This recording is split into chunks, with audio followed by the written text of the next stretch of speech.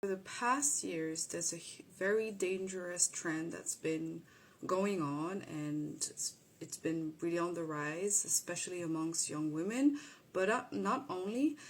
And this trend is the high value men looking for the high value man, becoming the high value woman trend.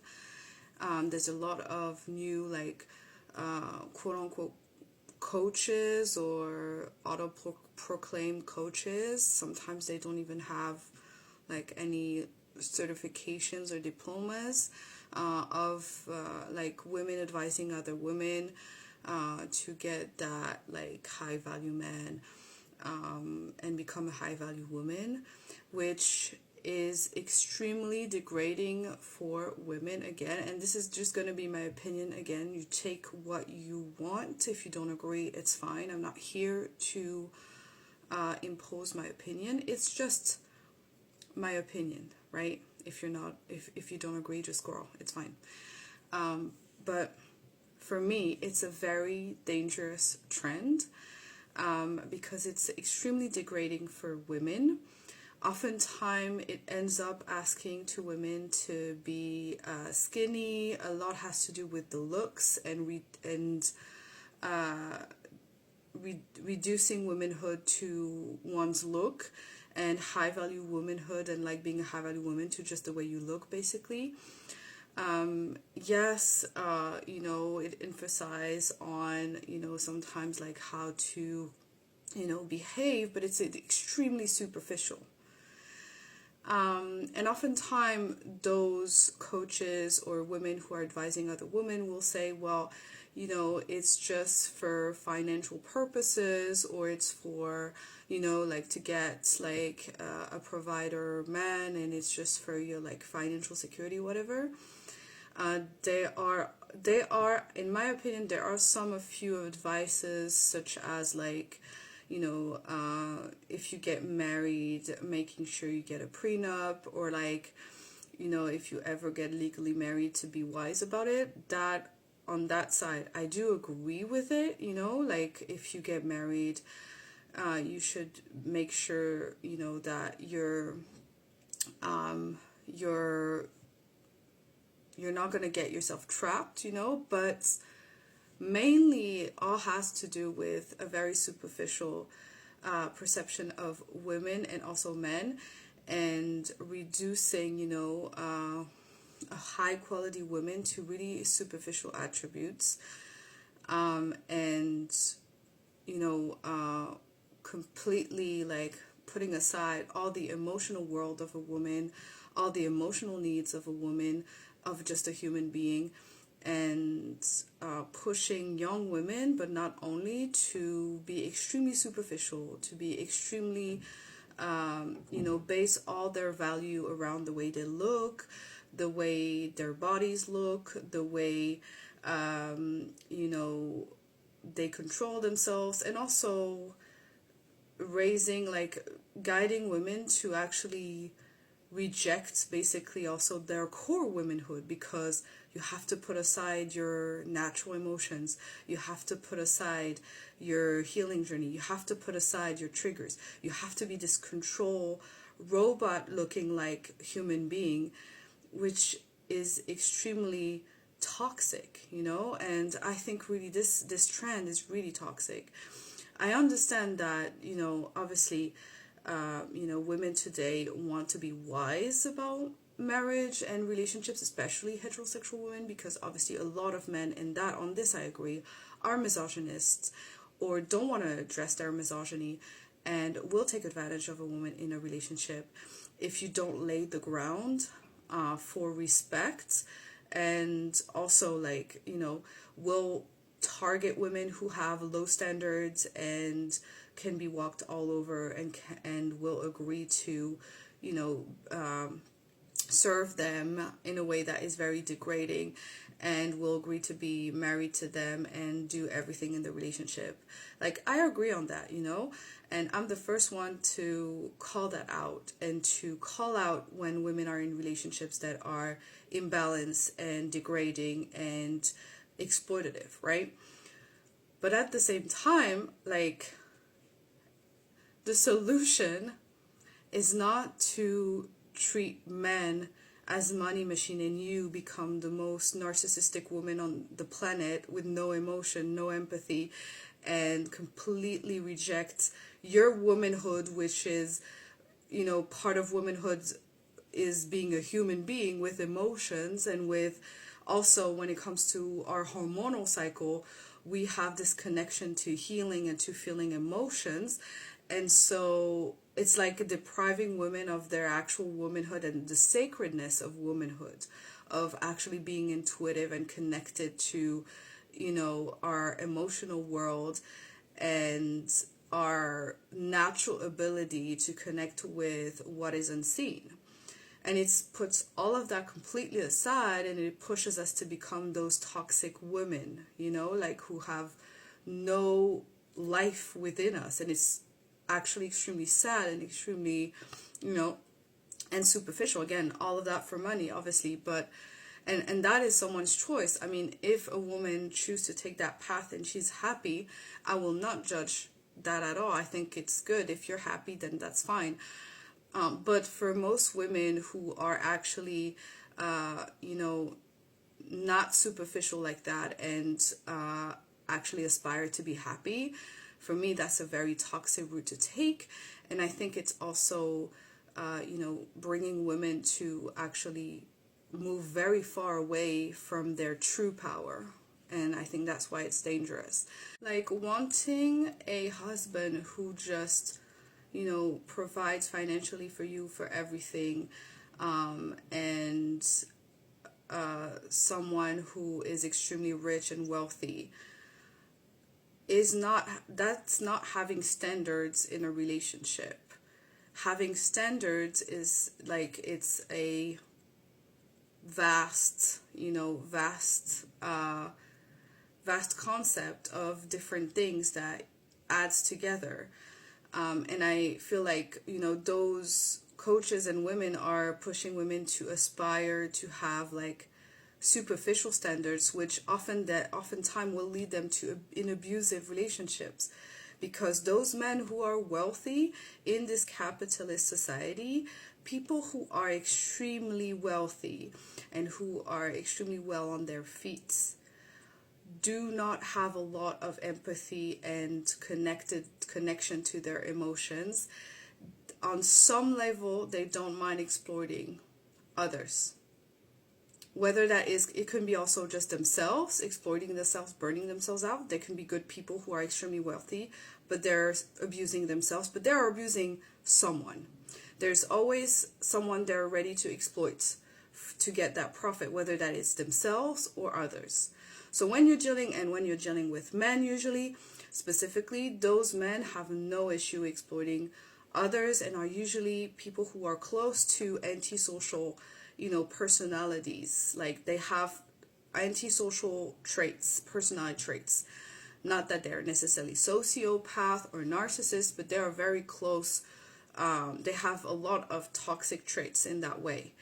And so pushing women to aspire to go for wealthy men can be actually extremely dangerous, especially for young, impressionable women, or women who don't have a lot of experience, or, haven't explored enough like relationships yet, or, have a certain background. Like this pushes women to get into extremely abusive relationships, or relationships where they're going to be emotionally neglected, and emotionally abused to the least, So for me, that shouldn't be a woman's standard in a relationship. And that will not push away bad people. It would actually attract a lot of narcissists and sociopaths who cannot wait for all those women to come into their pockets, because a lot of them will be predators, not all. But again, to the least, they're going to be extremely emotionally abusive to the least. That's the standard that you set for yourself when you choose to, like, when what you want is a wealthy man, like when you choose, you're just looking for a man with money. That's the standard that you also, like, it goes together. It's the standard that you're willing to accept. That's the standard that you're going for. woman's standard should be about being treated with respect, equal partnership, a man who doesn't expect you to do all the chores in the house and take care of the kids just because you're a woman, a man who actually has no issue with your freedom, a man who's actually open to polyamory and things like that, who's not about property and treating women as possessions. That should be, in my opinion, women's standards.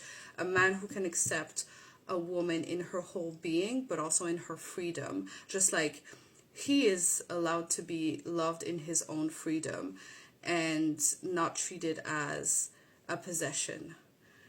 And even aside from polyamory, because I know that triggers a lot of people, but let's say you don't need even to think about polyamory, but at least treating a woman, with unconditional love and actually letting her be free, not giving her rules, not being possessive, not being treating her as a possession, like you're my wife, you're mine, you're whatever. No, treating a woman like a human being. That should be a woman's standard when you're dealing with men.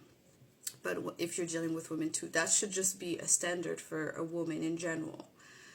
And so when I see those coaches and those people, those women teaching other women to go after wealthy men, it's for me, that's just incredibly dangerous because we've seen even recently certain women who've been advising women doing that ending up with predators and fucking pedophiles. Men who actually raped their own kids or made kids with them and were pedophiles or narcissists or sociopath. This is very dangerous because it increases your risk of ending up with a guy like that, who can literally decide to murder you the next day.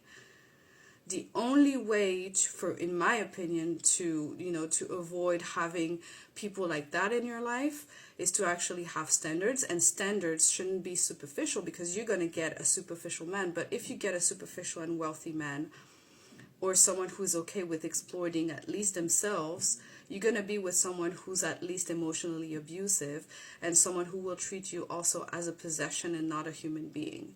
And that's the ground that you're laying down for you and that's the standard that you're laying down for you in your love life. And that for me, I wouldn't wish that to my daughter. I wouldn't in a million years never wish that to my daughter or to any young woman or to any woman. That's something that I would never wish for a woman.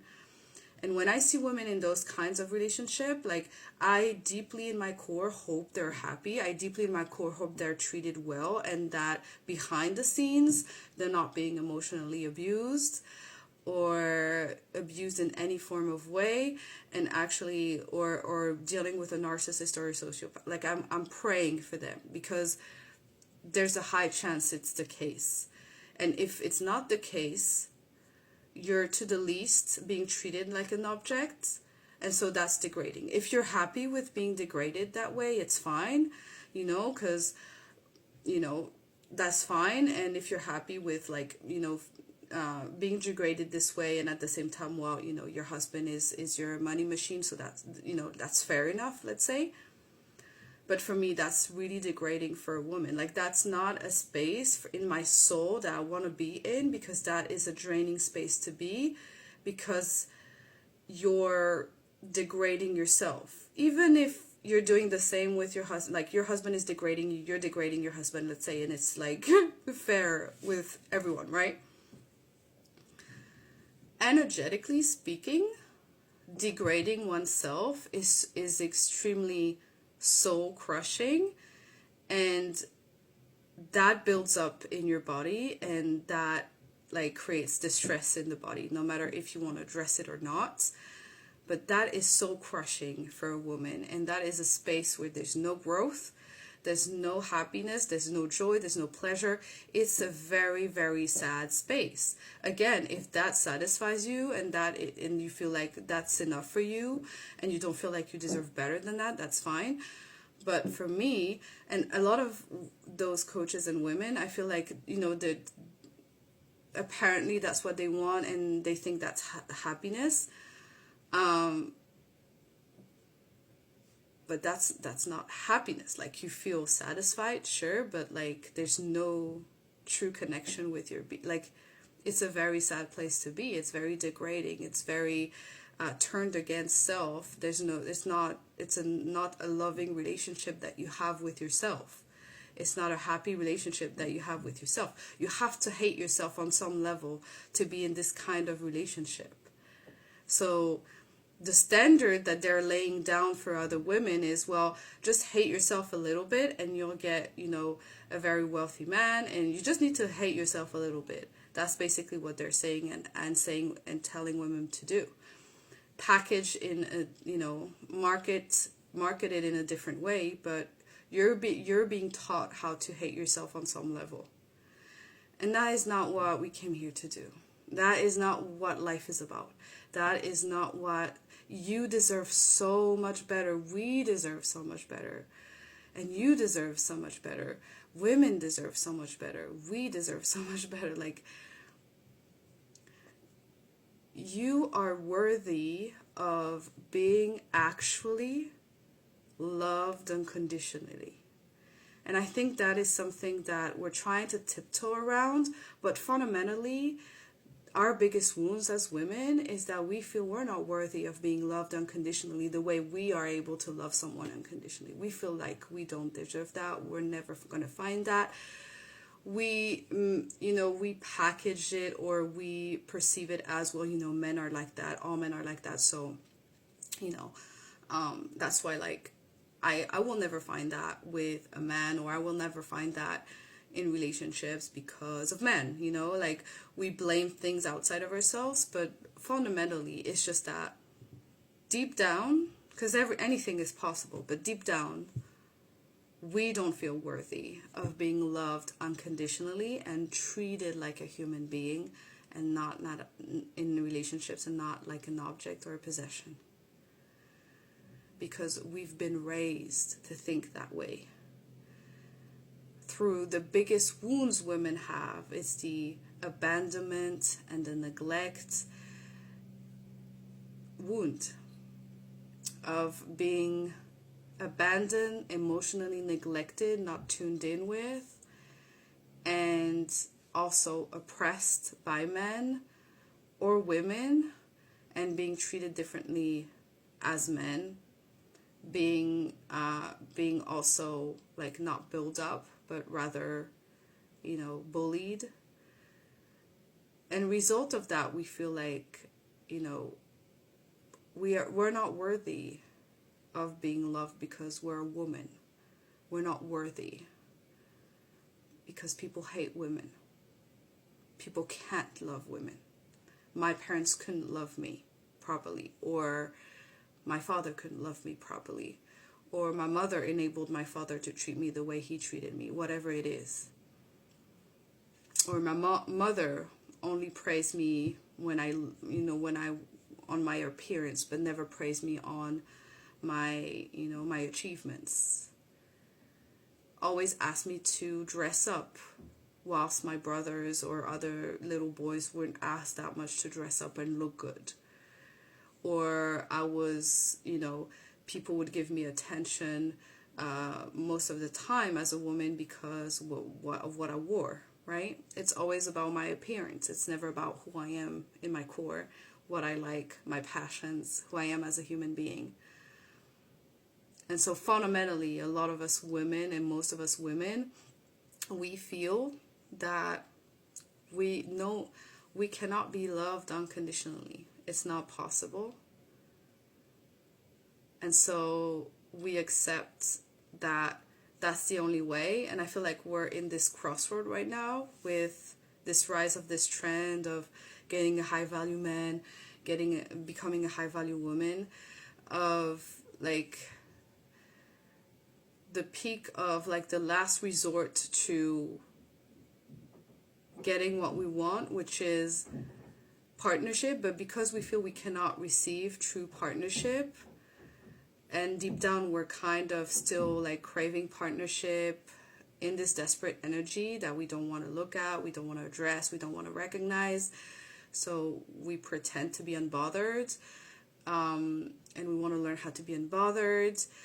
So we go for this route that is the quickest fix, right? It's to learn how to control your emotions, is to learn to be a narcissist, is to treat men like wallets and just be unbothered and disconnected from your emotions. Like, that's the last resort for women to to find a solution to their craving of a partnership, to their wounds, and to this craving for partnership, actually. And instead of addressing their childhood wounds, instead of addressing what happened in their childhood and healing from it, so that we don't crave partnership, first and foremost, we're not manipulable anymore, and we actually stand our ground when it comes to standards, and we don't have to compromise ourselves to get partnership. Because when you're getting into a relationship based on money like that,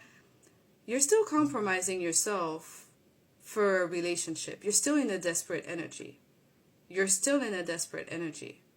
Like, whether that is, oh, I want to use men to get money, even in that case, like, you're still in a lack and a scarcity mindset and a lack mentality and in a wounded space. Like, you're still compromising yourself to get either the partnership or the money.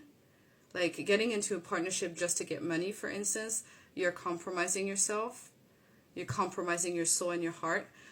Or getting into a partnership with a wealthy man because you want to be treated like a princess and like a queen.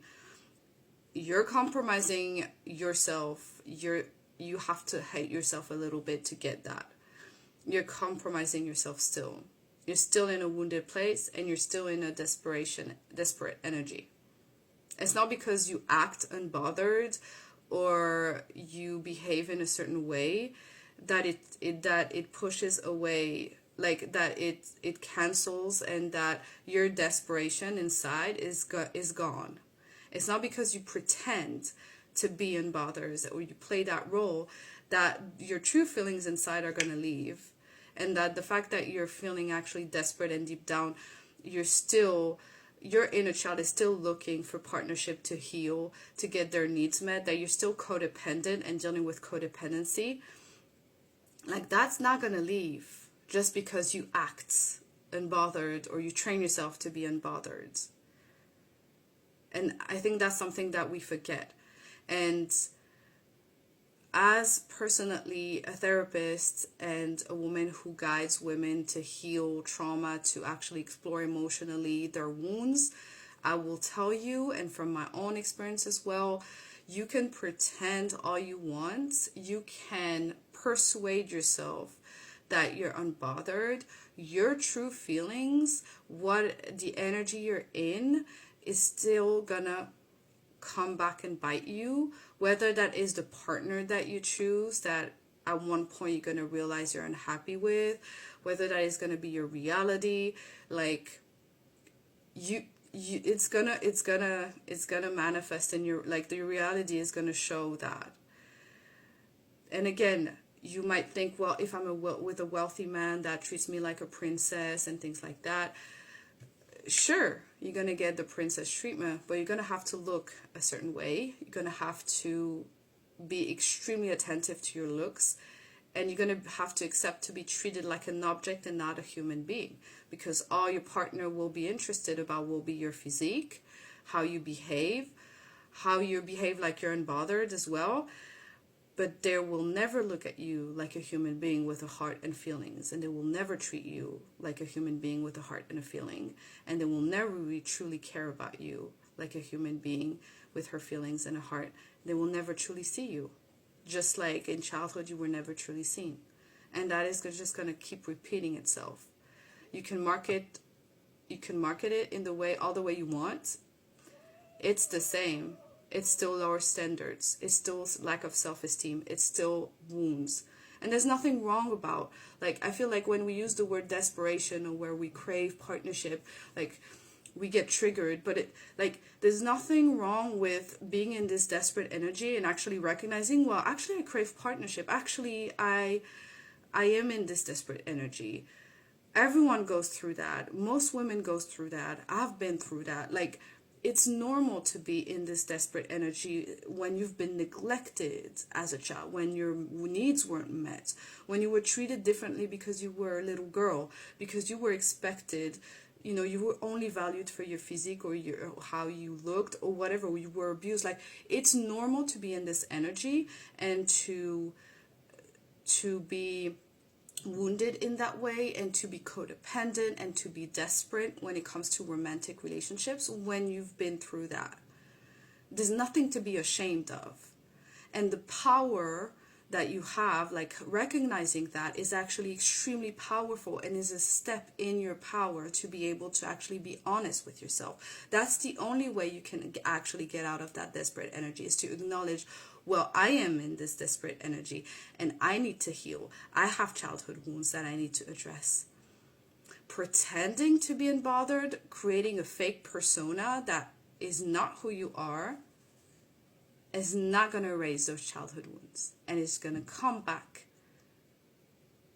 and burn even harder sometimes. But it's going to come back. You're going to push it away for a while. You're going to feel like, oh my God, I'm a new person. I handle my life perfectly.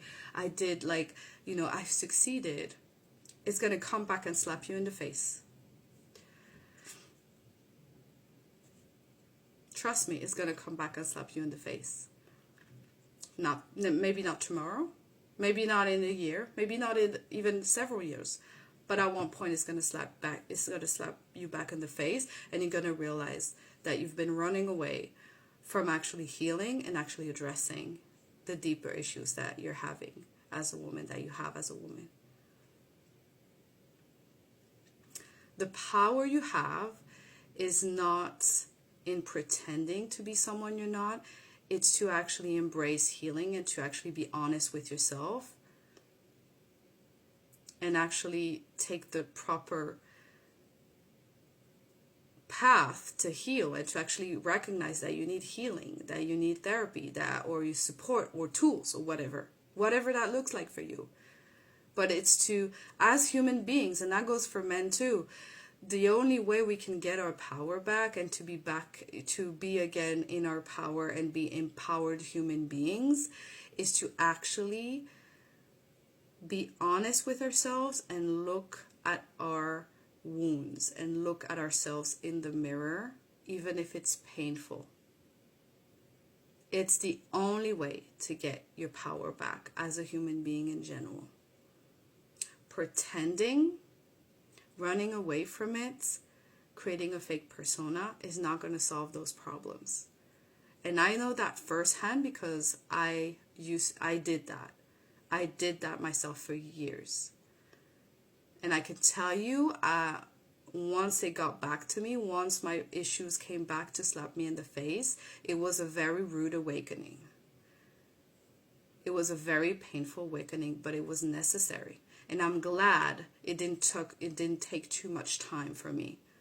I am glad that I didn't waste too much time pretending to be someone I wasn't. And I didn't lose years of my life pretending to be someone I wasn't.